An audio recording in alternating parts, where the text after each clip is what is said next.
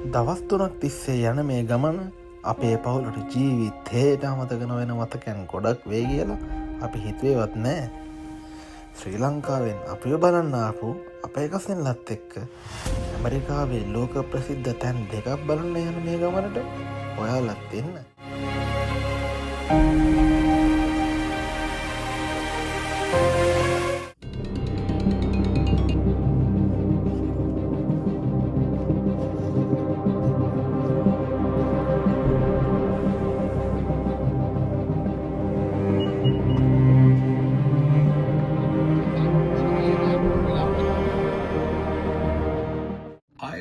අයිබෝන් හැමෝටම තාරි සිවසේ චැප්ටකට ඔයාලව ආය සාදරයෙන් පිළිගන්න. ඉතින් අද අපි යන්නේ ගොඩක් විශේෂ ගමනක්.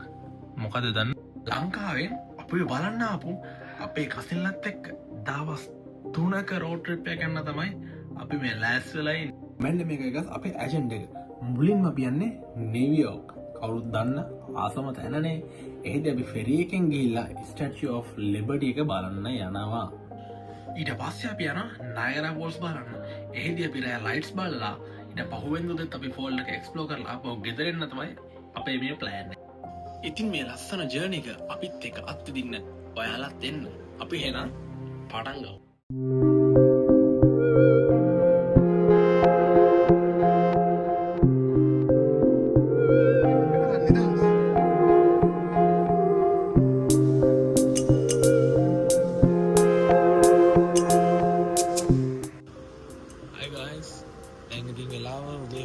කලින් හරියටම 4:01යි ආරල් මාරුදින නිශ්ශබ්දයි සබ්දයක් නෑ.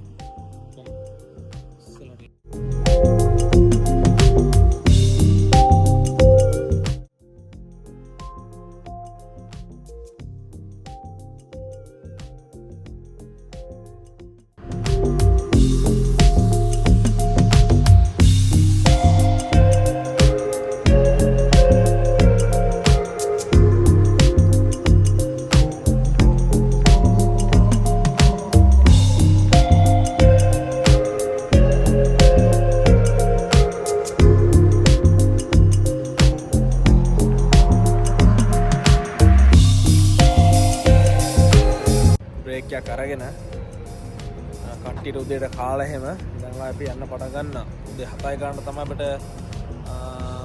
එරයිව් එක තියෙන්නේ. දැන් හයිවේ වල මේ රෙස්ට් ඒරියා එක තමයි ගොඩක් ට්‍රක්ස් නවත්තන් ඉන්නවා. මිනිස්සු එලා නවත්තලා තියෙනවා බ්‍රේක් එකක් ගන්න.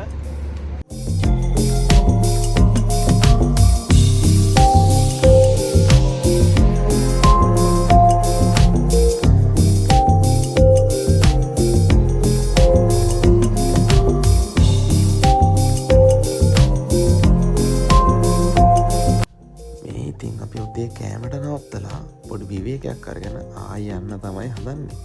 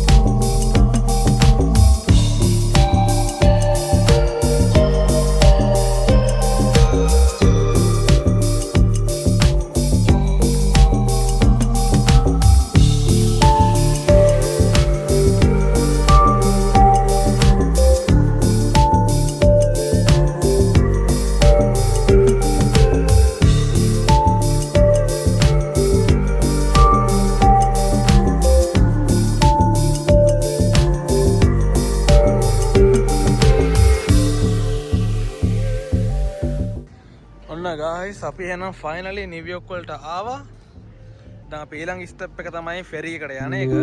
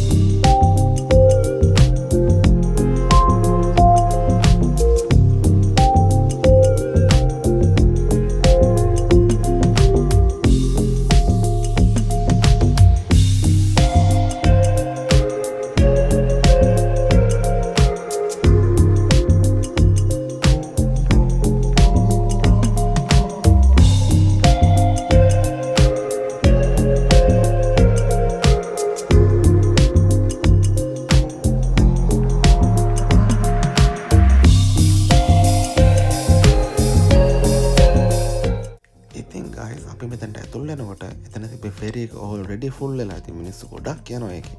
අපි දැන් ඉන්න ඕන අනිත් ෆෙරි එක එනකම්.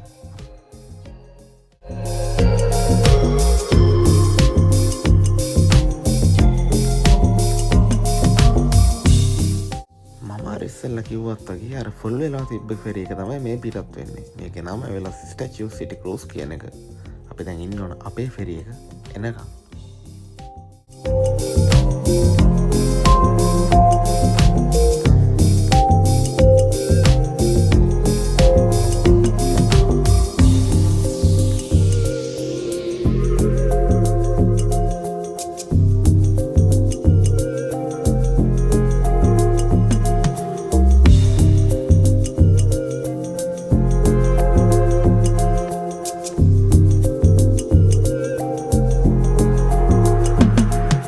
Finally in New York.